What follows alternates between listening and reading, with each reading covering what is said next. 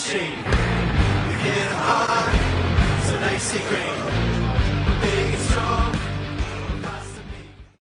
All right, back by popular demand, DockTV, episode 2, and it's a tremendous honour to have Michael Milton, OAM. I'm sure you guys, everyone knows OAM. Yeah, I've looked it up, Michael. You're OAM, mate. Just so we're clear. But because I went through your Wikipedia page the other night, and I'm going to have to read all your accomplishments off the iPad because it is quite long. So Australia's fastest skier. You still got that record? Yep. On one leg, so you beat all us up two-legged blokes on one leg. Yeah. Multiple Paralympic gold medalist. You're the first Aussie to win a gold in either Paralympics or Normal Olympics. You've done Kokoda twice. Yep. So Shooter here at the dock, he's done it once and he hasn't stopped telling us about it. You've done it twice, so there you go. Climb Mount Kilimanjaro. You've also got the world record. You still have the world record on crutches for a marathon, on crutches. Still got that world record. And the one I'm probably most jealous about, the 5 kilometre world record. You've still got that on crutches? Yeah. And that was what, about 32 minutes? Yeah, 32:17, I think. Yeah. Very good. As a park runner, very, very envious of that 5k time world record. I'm a bit more envious of yours. No, mate. I'd take on crutches 32 any day. But then back to the fastest, the land or the skiing speed record. It was 213 kilometres per hour downhill. 0.65. 0.65. Yeah. Don't rob me any. No, well, no, every kilometre or metre counts. Yeah. But and then another one, you've also completed a 50 kilometre trail race. Is that the other sort of main sort of? Yeah. The UTA. Yeah. Yep. My wife. I'll put a link to. There's a great video on you interview about that 50 kilometre race, the UTA North Face. Ultra Trail Australia, 50k ultra marathon in the Blue Mountains. Got an entry in again this year, so looking forward to getting some work in over winter and getting ready for it. So when is it? Obviously, we were booked in to do it together, and I actually haven't checked when it's. It's scheduled for October. So it is. Yeah. So I can't get out of it. I've got to go.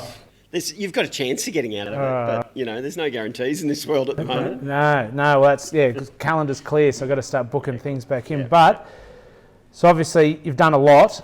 What are you doing now? What are you up to at the moment? Obviously you got Quizzic Alley, your shop. You want to tell us a bit about that? Yeah, so I guess life's evolved. Going from being a professional athlete for a long period of time to now living the suburban dream with the mortgage and the kids. I run my own business. We're called Quizzic Alley, and we get a nice little shot of that. We sell licensed Harry Potter products. We're in Fishwick, and we've got a big range of Harry Potter licensed products, everything from costumes to collectibles to dress-ups to more practical stuff, notebooks and mugs, and this shop full of everything you can imagine, really. And then we also run Wizarding themed birthday parties, and pretty excited about the party room opening again next weekend. So things are ramping back up there. And then if people want to make a booking, they just look Quizzic Alley? Quizzicalley.com, our social media channels, etc. Website for bookings and online sales and things. And then social media to, follow the Harry Potter world. There's lots of action with lots of free readings of Harry Potter books from, Daniel Radcliffe and Stephen Fry and J.K. Rowling's got a new book out, The Ichabog, and lots of stuff going on there. So if I was going to go out on a limb, you're a Harry Potter fan, am I correct? Yeah, absolutely. Yeah. So, if there's any Harry Potter fans out there, there's one of my favourite characters. He's a ghost. He's called Nearly Headless Nick. See the one his head falls off the side? Yeah, he's played by John Cleese in the movies. He's a little frustrated he can't go on the headless hunt because he's only nearly headless, so he can't take his head off and put it under. Doesn't quite meet the criteria. I play a character in the shop. I'm Nearly Legless Mick. Okay, yep. And, it's just something we have fun with, really. And, the business has only been open a couple of years now. So, things are going pretty well. And how's things going, obviously, during the lockdown? I mean, obviously, we've had our struggles here and it was in the news. Obviously, you guys got rammed. Yeah, your audience probably jealous of just sitting at the bar, even though we're not drinking this morning. Yeah, well, no, everyone's back. We started to get everyone back on Wednesday. We opened for the locals and we can take up to 60 now. But slowly, did you notice much of a... like obviously your bookings, you wouldn't have been able to have the party room, but I mean, I read reports, obviously puzzles have gone through the roof. Closed down, things kind of step by step, and then the party room closed, and then, the kids were at home for school and stuff, so our workload was pretty heavy with that sort of stuff. Lots of changes, and I guess, feeling pretty positive that we're step by step on the way out again now. Yeah. Okay, well it's great. So get in, if all you Harry Potter fans, I wish if you open a Lord of the Rings shop, give me a call, because I'm a bit more of I'm more of a Hobbit fan than a Harry Potter fan. But he still goes all right, Harry. Well, your face is okay, but your body's a bit tall. Oh, yeah, I'm a bit more of a Hagrid. If I want to grow this out, Hagrid's a bit more my go. Yeah. But I guess so obviously, we all know you're a big Harry Potter fan now, but what you're most known for obviously is all the achievements and feats you've made with someone with one leg.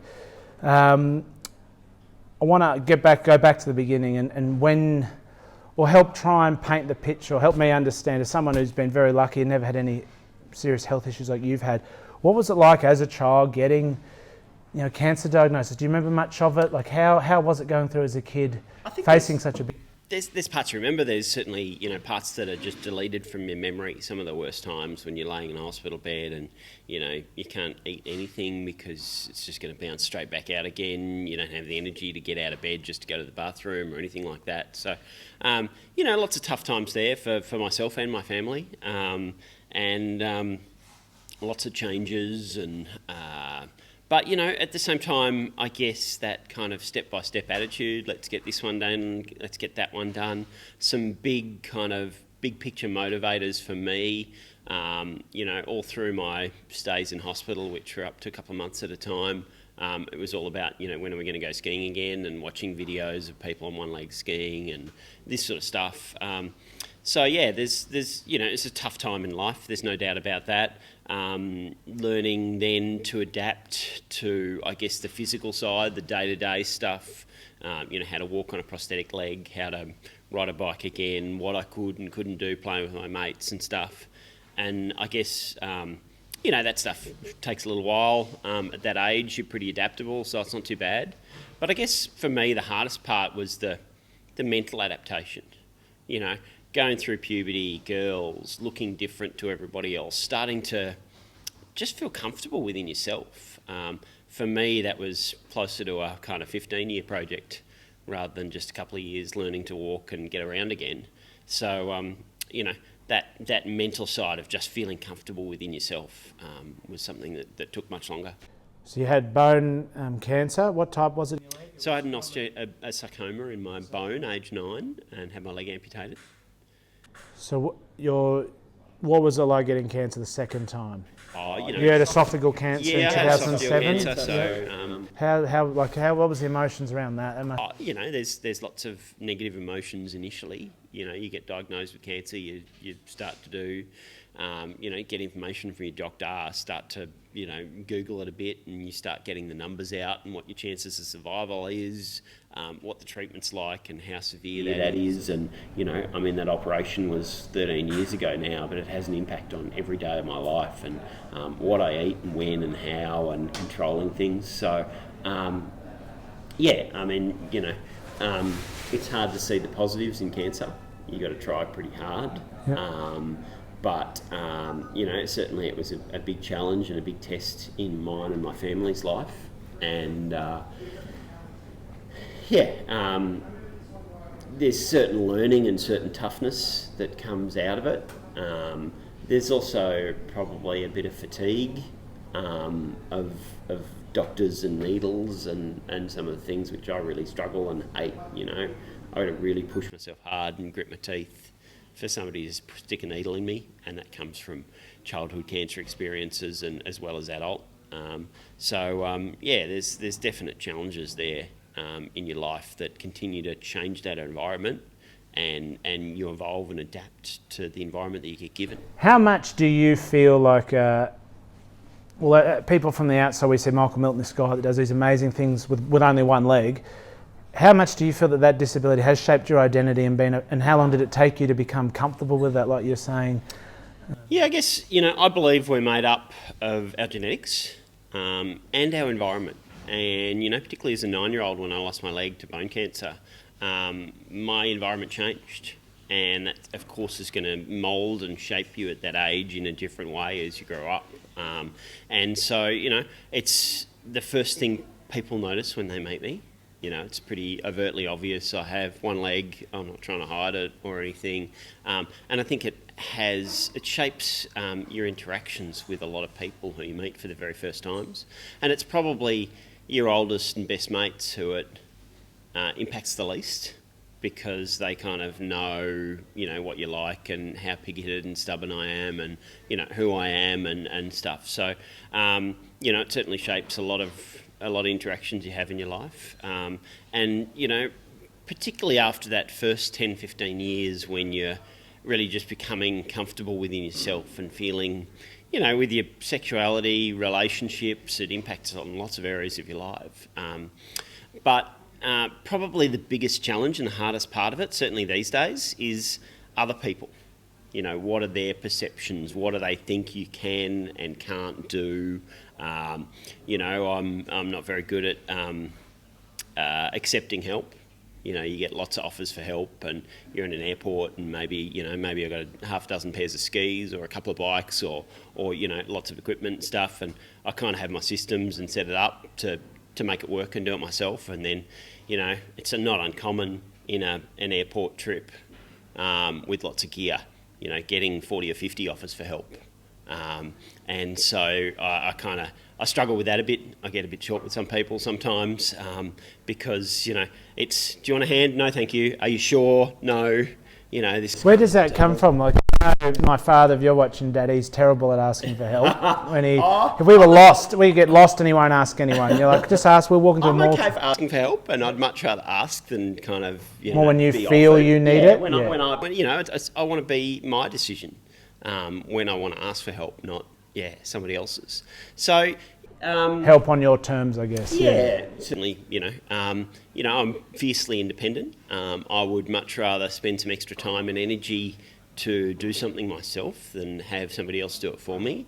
I think it's a real learning process to kind of go through that problem-solving process to work out how to do things. And it's one of the really good parts about disability, that you can't just learn by copying other people. We all learn subconsciously, unconsciously. We all learn in our schoolroom classes on the board up the front, whether it be an old school chalkboard or a new school screen. That's there so we can learn or basically copy from other people. And one of the really good parts about having a disability is that you get to problems on a daily basis that you've got to solve yourself. You can't just look at somebody else and how they do something and copy that. And I see that as a real positive to having a disability, that it teaches you those problem-solving skills. And I like to exercise those skills. I like to go through that process and work out how I can do things independently. Yeah. So how much of that mindset do you think was shaped when you were young? Like, you don't meet many people in life who you think are a symbol, but when I feel like I'm a bit run down and I go for a run, I'm very fortunate Michael lets me tag along for the run every now and then, and we go up Red Hill, and I'm feeling a bit buggered and a bit sore, but watching you go up on your crutches with one leg, it sort of removes all my excuses, and I'm like, if Michael, he's not letting his bumps or bruises of the past get in the way. Was that really shaped from there?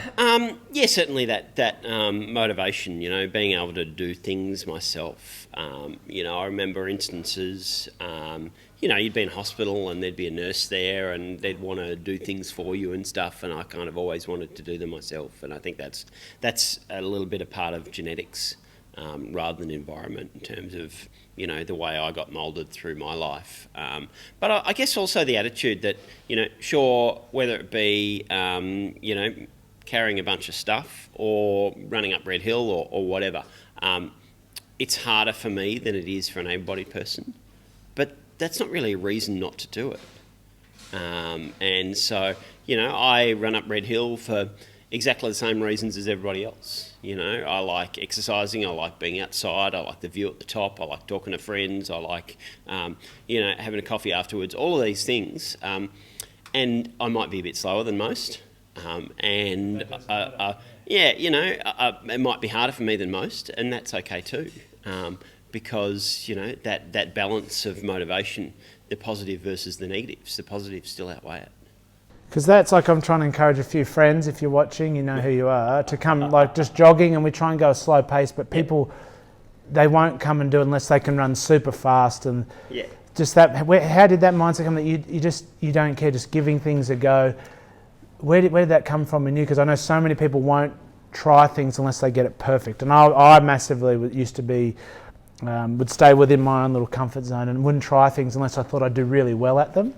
Yeah, I guess part of it's from a sporting perspective. Particularly growing up as a one-legged skier in Australia. There's no other one-legged skiers to compete with, so you compete against your. So you got the gold every week. Well, no, you compete against your able-bodied peers and you try and beat them. And you go to Europe, and particularly early on in my career, I was with a New South Wales able-bodied ski team or an Australian junior ski team. As a bit of a guest kind of training with them and stuff, and you go to their races, and I'd go to international ski races in Europe and come dead last. I've come last in 10 times the number of races than I've ever won. I guess we're only rattling off here all the achievements. We didn't rattle off all the... Yeah, but you go to an able-bodied ski race and you go and you train hard and you do your best and you try and beat your able-bodied peers in certain environments when you have an opportunity, and you push yourself probably a fair bit harder because of the environment that's created.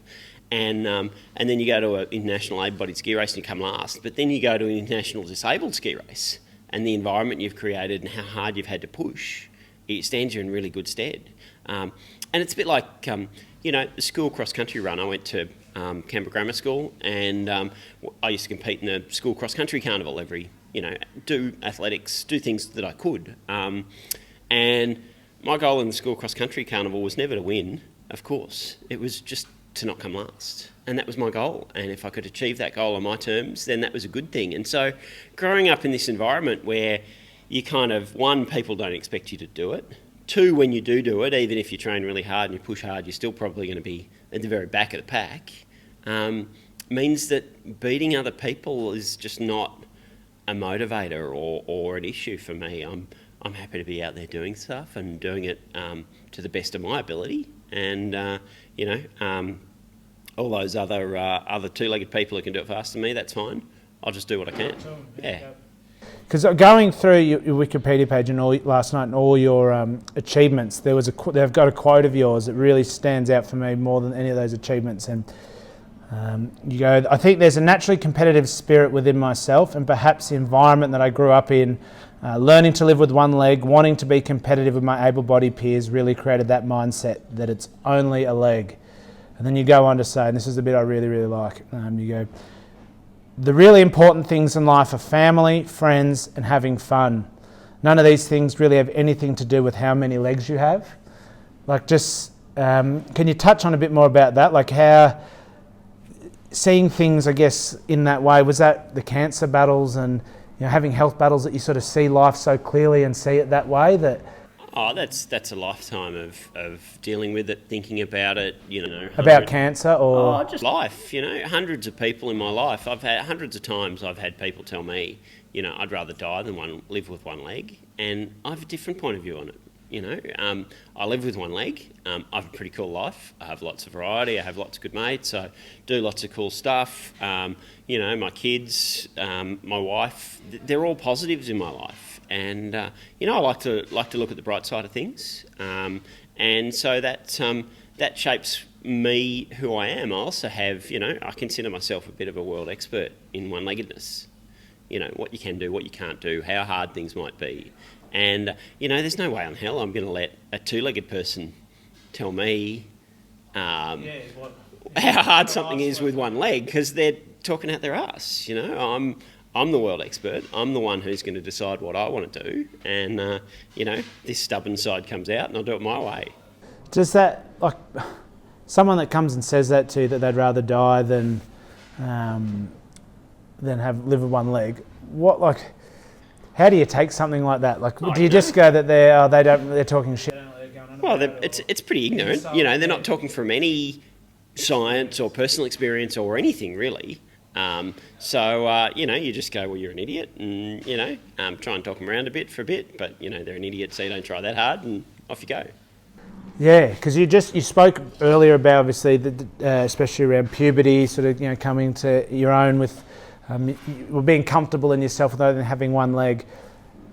Are you glad that you went through all that before social media and stuff? Like, because I know you and I have had some chats about social media and the dangers of that and the bullying. Ben and I go running and it's just a constant. He talks more than I do because I'm out of breath on the hills because he's fast. He's actually running hard and I'm just walking.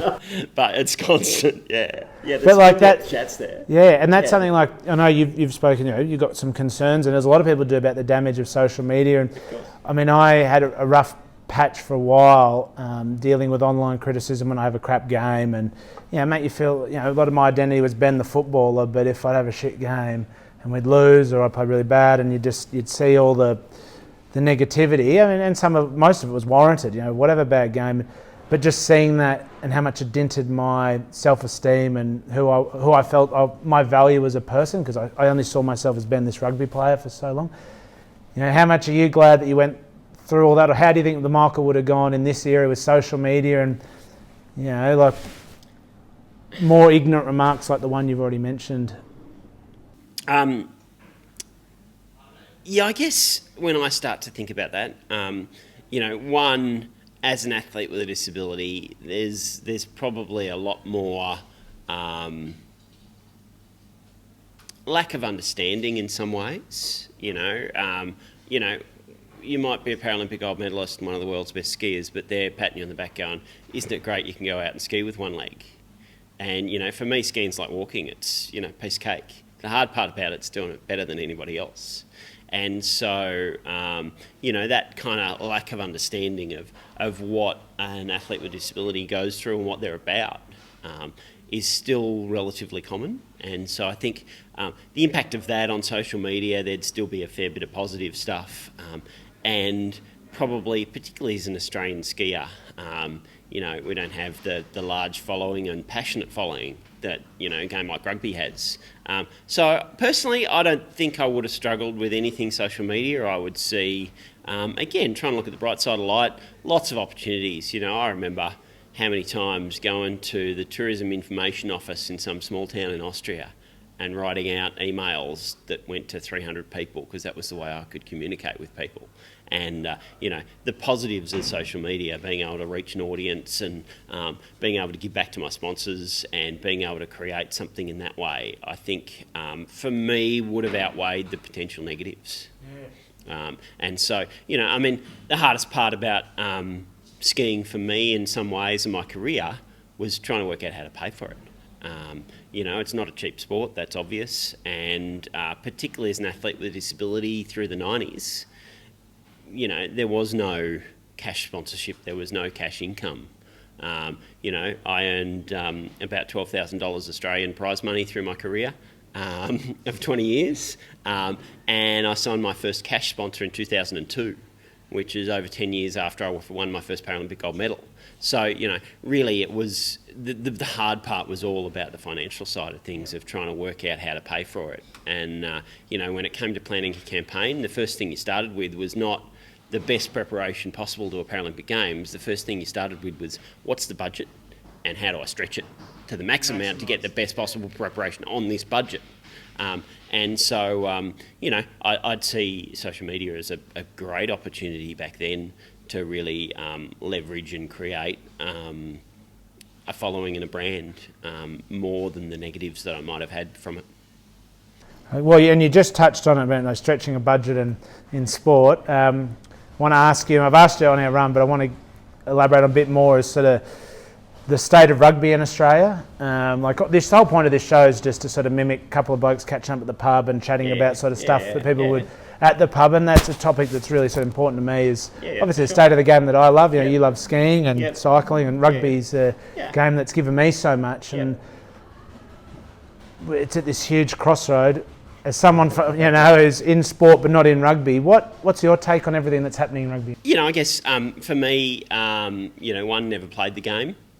Two, love watching games. Went to Canberra Grammar School, and so school rugby was something that was important, and things to the school and the culture, and been a big fan of the Brumbies and the Wallabies for a long time, and love sitting down and watching a game. and was pretty cross at my kids for supporting England at the World Cup last year because we went to one of the players' weddings, one of the English players' weddings. So in Tonga, Billy Vanapola. So he married our cousin. That was pretty hard to take. But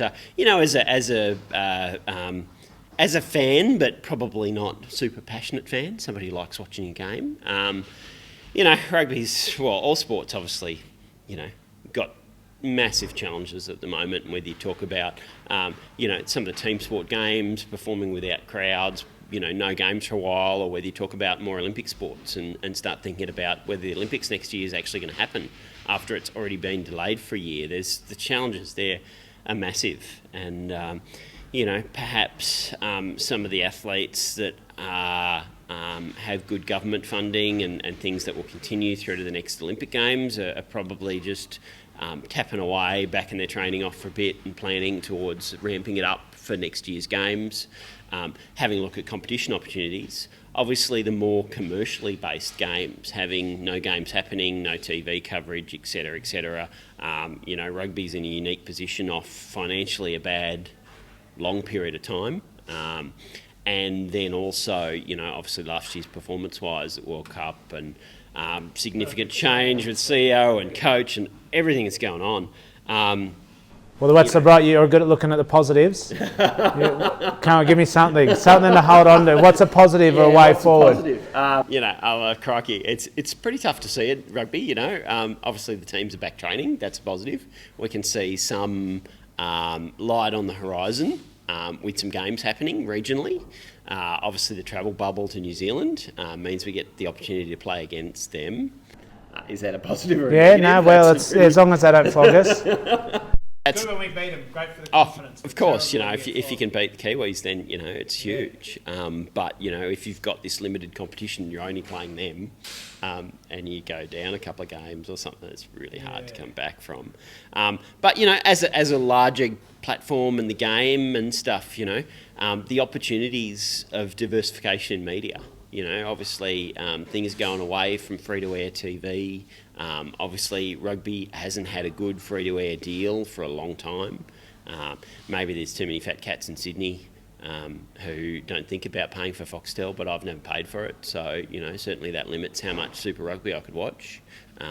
Probably motivated to go to a couple more Brumbies games because I couldn't see them on TV. But from Wallabies perspective, they're all televised on free-to-air and I'd be there watching. So, in the end, the organisation just has so many passionate stakeholders with different ideas. And, if I've learnt one thing in sport, that it's really hard to just have your department and do your job when you've got this passion for the sport. If the CEO's got this massive passion for rugby and thinks they're an expert, the impact they have on the performance side, on the coaching side, just to let the head coach alone and let the coaching and performance side take care of their job. So I guess you're referring to Michael Checker last year he got a director put above him. Obviously Checker's publicly stated the performance team involves the coaching staff, it involves the performance management, it involves athlete wellbeing, it involves a whole pile of areas. And you've got to work as a team, absolutely, and within a structure. But at the same time, that performance manager's about, the financing and creating the environment for the coaching team to do their job. And I think you start crossing over that, you get a CEO who's, talking to the coach because he thinks he's rugby passionate and knows a bit about coaching. The CEO needs to take care of the organisation as a whole. There's so many problems though, isn't there? From exposure to development to elite performance, they're all up the creek all at once. Well then, one fix. Give us one fix. What do you reckon? So you've touched on the broadcasting and you think free to air is necessary, but maybe rugby's been too dependent on Foxtel. Personally I think, and I've got the same criticism of cricket in Australia. Last summer, taking one-dayers and T20s off free-to-air. Australian cricket games off free-to-air TV. It's a short-term decision. Short-term gain because, you know, they got heaps of money from Foxtel and whoever to do that deal. But, you know, how many games and how much passion has my son lost for the game because he can't watch it? Yeah. You know, and so, you know, rugby's really got to go back to basics in my opinion, and be able to get rugby games to the people, and you know, whether that's a professional broadcast through a KO or that sort of platform, whether it's developing their own platform, you know, there's no doubt not having Super Rugby on free-to-air TV and accessible to masses of people has kind of hurt them in the long term. So yeah. A big part of trying to do this show is also showing that it's not hard to set up a show. You just get a couple of cameras and we got Dan behind the camera knows what he's doing, and you can create content and chuck it on YouTube. I've done the same thing recently. In my business, we started live streaming Harry Potter trivia. My first one was pretty funny because the second half of the trivia, we stuffed it up. I was sideways on the screen.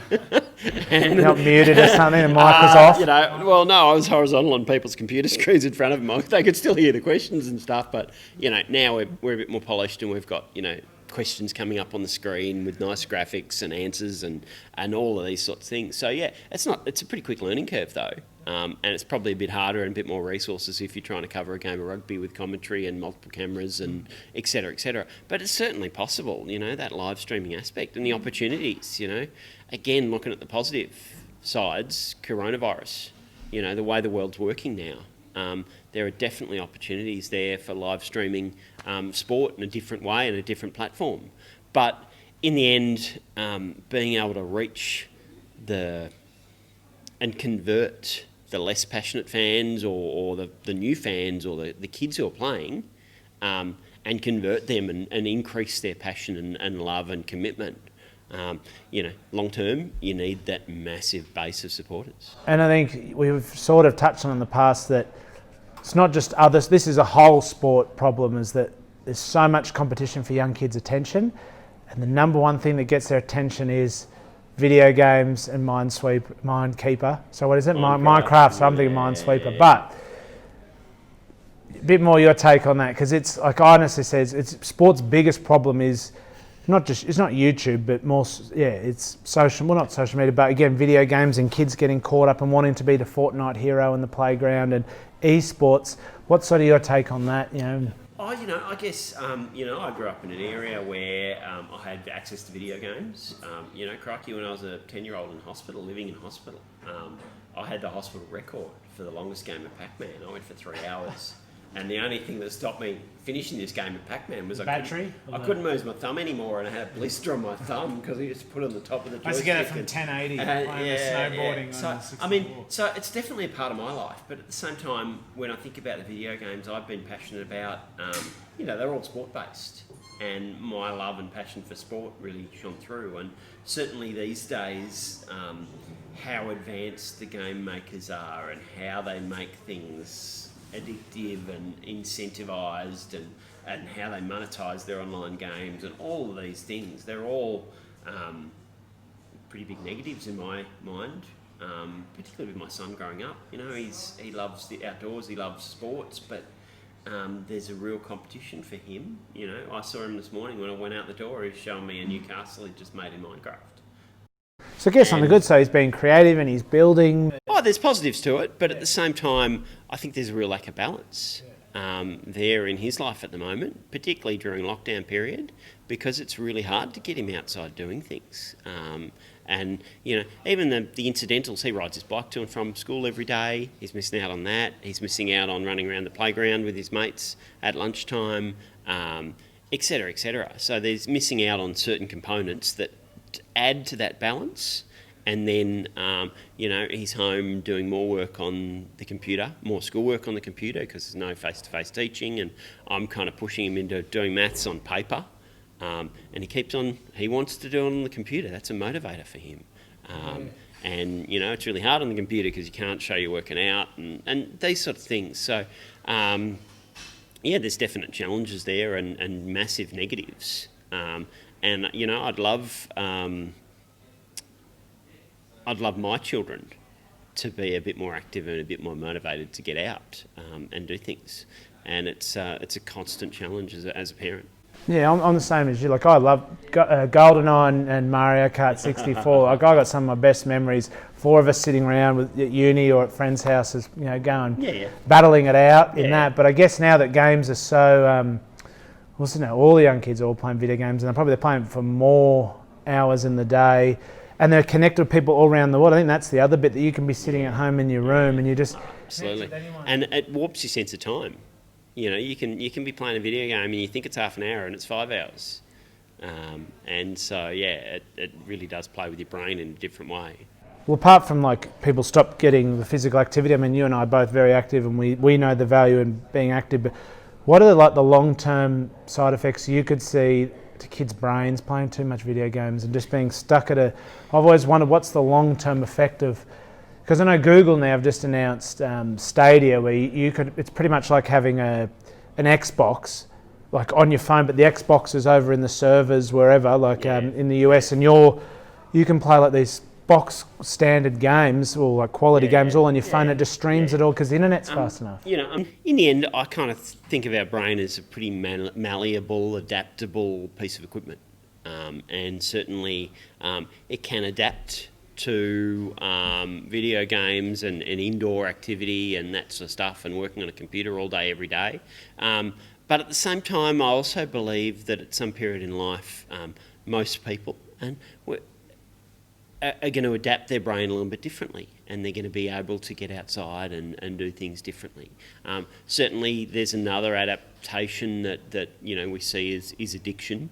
And there's chemical addiction. We get addicted to smoking. We get addicted to other substances, and screens can be thought of in that way a bit. But at the same time, I'm internal optimist, saying, hey, at this age you might be doing this and into this, but 2 years later you might be into marathon running. And, we all go through different stages in our life, being into different things. Do you think you might grow out of it? Yeah. I hope so. He's pretty passionate about lots of things. Every summer he's passionate about cricket, and I love that, and that's a real positive. Being a passionate person, having a passion for something, at the lowest common denominator, even if it's a video game, I still see that as a positive. And plenty of times he's into Minecraft, and plenty of times when he's doing an English assignment, he'll be writing about Minecraft and using it as a learning tool. And sure, I was at school, not really listening to the teacher and drawing ski racing courses and doing my thing, following my passion. But I'm pretty grateful that he has a passion for now, and I hope it evolves into a different passion at some stage. But yeah. Couple of questions before we let you go. One from my wife, Jennifer Alexander. She a big fan. She loved that video of the UTA, and she's signed up for it as well. She's going to do the short, the 20-kilometre one. But she asks, as a parent, what values are you teaching your kids, and how are you teaching them to be resilient? What am I teaching my kids? Certainly I have a focus, and my wife and I talk extensively about what we're trying to achieve with our kids, but at the same time I think you need to be realistic that you're not the sole source of inspiration for your kids. Your friends, their teachers, their friends, the environment, there's all of these inputs. How am I trying to teach my kids to be resilient? Certainly, at times I like to take them out for a bit of a challenge, put them in an environment where they're tested. It's pretty easy to go through life without being tested. Whether it be my daughter and I, when she was 12 last year, we took our first ever winter trip to Mount Kosciuszko. And we've hiked up there in the summer and walked out to Kosciuszko, but doing it with skis on, extra equipment, extra clothing is a bigger challenge. And so, taking her out for a long day, ski touring, challenging her, is something that I definitely like to do. You take your kids out for a walk. And actually, it was the catalyst for our Harry Potter shop. My kids and I were walking up Mount Warning, just inland from Byron Bay.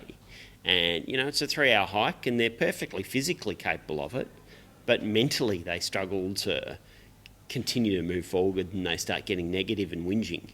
And they were both right into Harry Potter. I had good Harry Potter knowledge. We had a 3-hour conversation of quizzing each other about Harry Potter. And so, I think challenging them, but also supporting them and creating an environment where they start to believe in their own ability to do things. I think, my daughter's had some challenges through her life, and I see great resilience in her.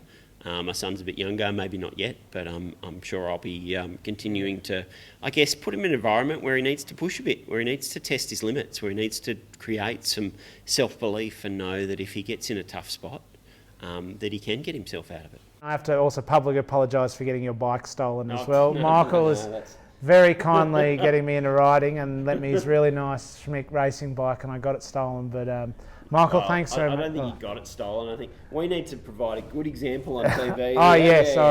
Knuckles. No, all good. Thanks very much, Michael. And hopefully we'll see everyone again. Thanks, everyone. Look forward to seeing you at the dock.